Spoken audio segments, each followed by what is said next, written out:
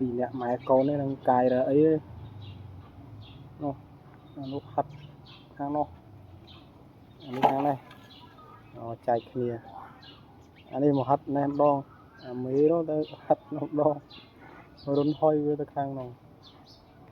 ủa cả bàn ấy đây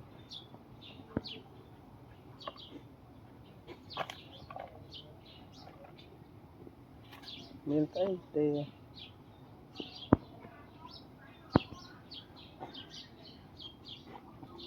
cái ồ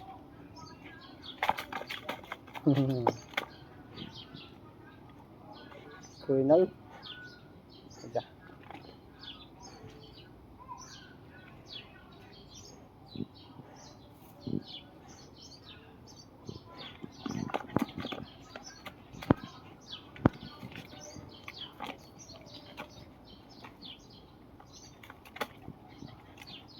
đặt cái chỗ ha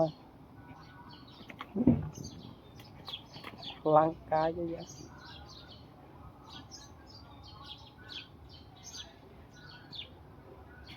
cho mình mới nó ắt chuối nó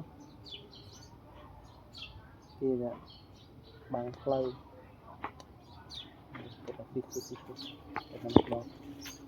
đau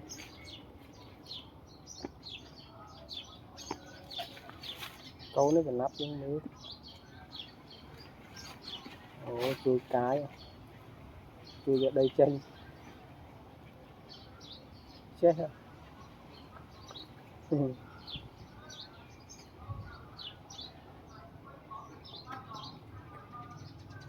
mà nói cái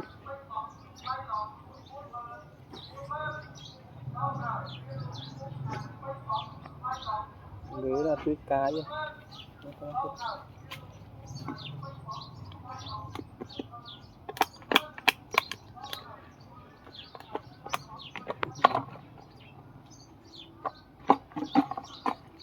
câu nó còn nắp cái giá